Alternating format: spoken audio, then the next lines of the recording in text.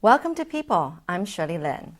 Now, if you've heard of the 2010 International Floral Expo here in Taipei and how there was this building called the Eco Arc, which is made up of 1.5 million PET bottles.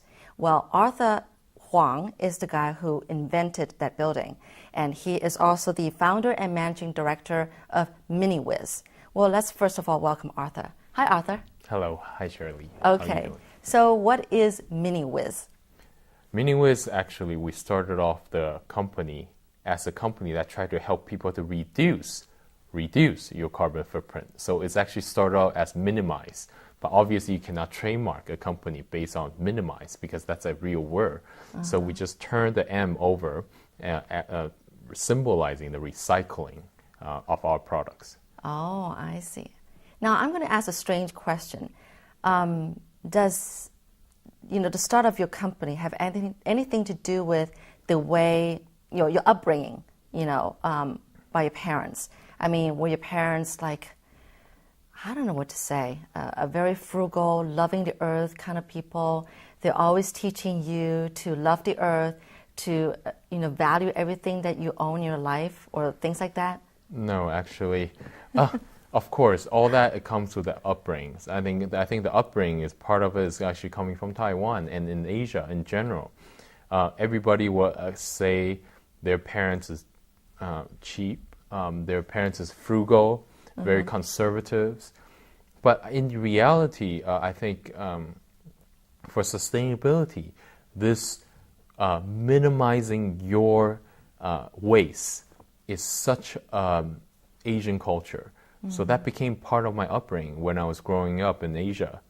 And so when I was being educated in the United States and in Europe, I really see the difference in terms of how people consume.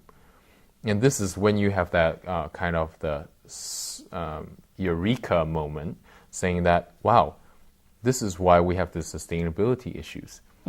Because if we live like our parents in Asia, or like many of my uncles and aunts, who are always thinking about turning off lights, who are always thinking about saving as much as possible, really, there won't be as much of a sustainability or environmental issue today because their consumption needs is very low relative to many of a very huge capitalistic economy.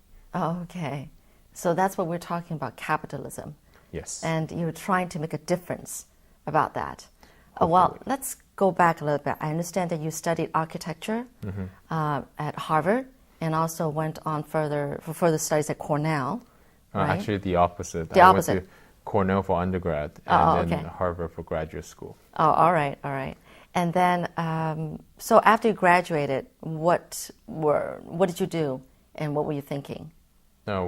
When I actually graduated from architecture school in Cornell, I actually work in product design firms, architecture firms. Then I go on to graduate school. Of course, I started doing my own practice, and I started teaching at a university level. What were you teaching? Teaching also architecture. Architecture. And of course, my personal interest is this business strategy and how to innovate a sustainable business model initially. So you already had this mindset from the very beginning when you graduated because you're young. I'm sure that it was like in the last, I don't know, maybe 10, 20 years, maybe not 20 years. 15 years, Okay, 15 years. When the whole world is coming to this conscience about loving the earth and cutting down on, CO2 emissions and that kind of stuff.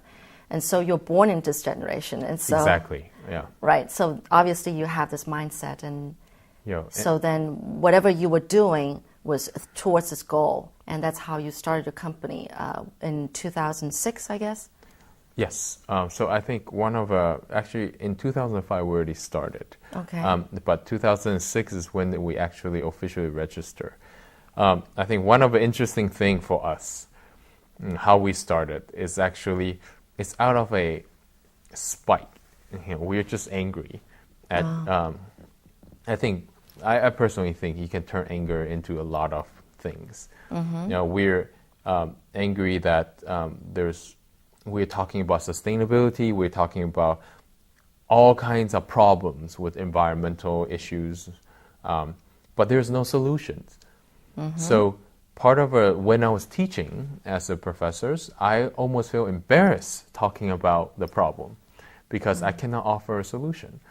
And one of the biggest revelation for me is when a couple of students in one of my class, after the class, I was walking behind them. They don't know I was listening to their conversations, and they were just saying that, I mean, this guy, they're just saying me as a young professor, this guy hasn't done anything.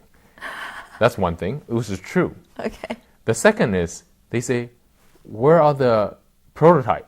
There are none. There are none out there. So I just thought, why? I'm so young. I mean, we have a lot of friends who have the same ideal. We should do something together that's actionable. Right. That means we can start the action now. So since I was young, I'm always more like the doing type. I like to make things happen. Good for you. So I don't like to talk about it. So we decided to start the company with a couple of friends. And of course, all this is, you start off by being angry at what is happening and how come no one's doing anything. So what can we offer in return? You probably should have. Did you go back and thank those two students? I should have, but. Yeah. Wow, they got you started. That's great, because a lot of times people are just angry and they just pen it up inside. They don't do something about it, and it's actually hurting people around them. But you've done amazing things. You've really done amazing things. I mean, considering that you're young, what I was amazed is that you're young and you're actually putting all this, everybody's just talking about it, what people should be doing, but then nobody's really doing it. But you're someone who's doing something, and at a young age. And I feel like you must have a very good upbringing to have this kind of mentality and making things happen. No, I first of all, of course, thanking parents and my brothers who are almost the same age as me, who we are competing continuously, we're fighting continuously. This is great. This is where, this closeness also spark competitions. I think this is, in general, this is how people improve, try to think outside the box.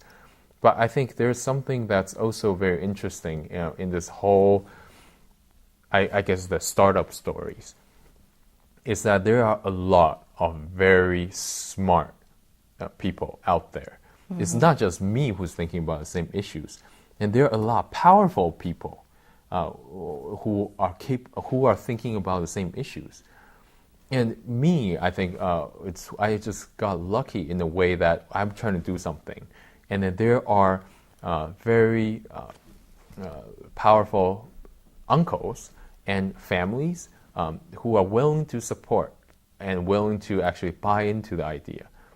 And then, of course, this takes a lot of, exercise to prove that this idea might work. Okay, and so I think for a lot of younger generations, I'm like close to 35 too. So, for the generation below me, I would say is a lot of people are more interested in saying, why don't you listen to me? I think what they didn't understand is before someone has to listen to you, you have to prove that you're worth it. Yeah. And at least you have to prove that you have somewhat of a value that deserves people's time. I think this is, when I was in the 20s, I think this is one of a thing I always feel embarrassed to ask people for things because I feel like I have no value. Oh, really? Okay. But you're so different now. No. Considering, I'm sure, I got a feeling you must have had a lot of sleepless nights where I feel like your brain is probably a mind that just doesn't stop ever, even when doing sleep. Because, first of all, you already proved yourself with this EcoArc, collecting 1.5 million PET bottles made from recycled waste. How did you do that? And what was it that triggered this thought? No, it's actually, lots of things are really dumb. You know, this idea of recycling turning into a building has been around since 1950s. Okay, I wasn't no, it has nothing to do with architecture. You're right, I know. A lot of people has thought about it. I really cannot corner this idea saying that this is ours. This is really not. I also cannot corner as saying that this is our technology. It's not. Okay, it is actually a combination of many people's technology. Okay, so what we did actually is combining all the different, from the manufacturing side, from the material side, all the way to the architecture side, all the way to the construction side. So we're the interface between all these different parties. So what we did is, yes, and right now I'm spokesperson for this project. I'm a spokesperson for this type of technology, but in reality, it's a combination of these different technology. And people who has to have this capability for years of experience. I'm leveraging on their experience.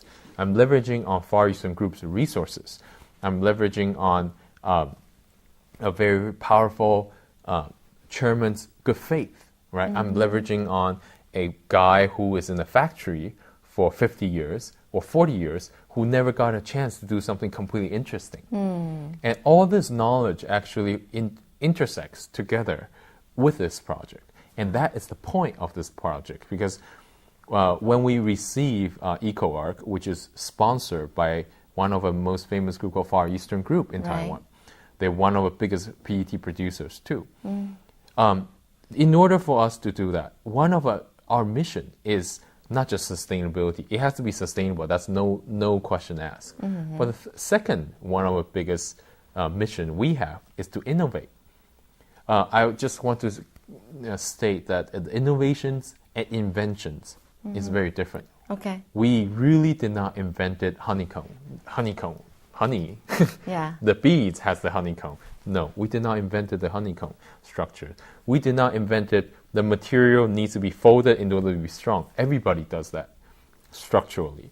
We did not invent the joint system, because Chinese architecture has that joint system since 1,000 years old. Okay. So a lot of this is a combination of. So innovation is about leveraging some of a base knowledge.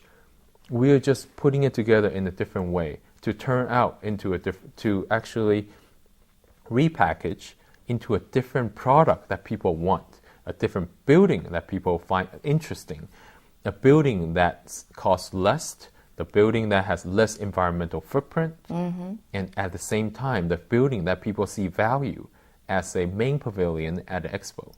So it has to be bright, it has to be attractive, it has to be this lantern piece that kind of attract people from all over it has to be cool naturally to show people the spectacle of a big waterfall, for example. It's a little bit of marketing, actually. Yeah. Well, you know what? One thing I couldn't understand is that I know you went around, well, your team of people, or actually a lot of people, went out collecting all these recyclable plastic bottles. But then you melt them down and then reform them into, so that they all look the same. They were hexagonal plastic bottles. Yes. It always amazes me how that works, because they're translucent, those bottles. But obviously they were all coming from different, recycled stuff. And how does that work? It amazes me. No, it's just, in reality, it's actually a hexagonal shape that interlocks and twisted we twisted 30 degrees. But what I was asking is, how were they able to, from all the different recycled stuff, and then transformed into the same color? Oh, okay. And they all look the same. This is manufacturing technology. You're talking about two technology here, recycling technology and remanufacturing technology. Okay, and this combines Taiwan two of the biggest strength, I think. When I came back to Taiwan, when I was growing up in Taiwan, I never feel it. Taiwan is such a big petrol-based economy. We are. Really? And when we are in the U.S., it's like, Taiwan, the plastic capital of the world. Okay. Yeah. We Taiwan are. Plastic, yeah. Taiwan Plastic, Far Eastern Group, which is all making polyesters, all the plastic things that you see globally are actually made here from crude oil. Okay. As this industry progresses, it turns into this recycling industry. And because Taiwan has so little natural resources, it actually becomes the only way for us to improve the costs. When all the clients in the U.S., when they want to reduce the cost, you have to add in more recycled materials. Okay, so right away the recycling industry become a boom because we have no natural resources. We have to reduce amount of virgin material we take in, so we start recycling. We are one of the biggest recycler in the world. All right. Okay, and our recycling rate is one of the highest also in the world. Wow. So all the technology is here. The second is, the iPhone, the iPods, all the computers, laptops, all that is made here. Invented here, kind of. Right. So our manufacturing technology are so sophisticated and the leader in the world that, wow. And all of a sudden when you came back and you're talking to different vendors, different factories, different 师傅, different engineers at different factory plants, you're like, wow, they know way more than all the theoretical thoughts in the United States. Because these guys actually implemented thousands, millions of products for years. So that's why when you're talking about polybrick, how did it get to that shape, that size? How did it get to be so uniform and precise? So all that had to thank the Taiwan industries. All right. Okay, the chemical side and also all the remanufacturing side. Wow.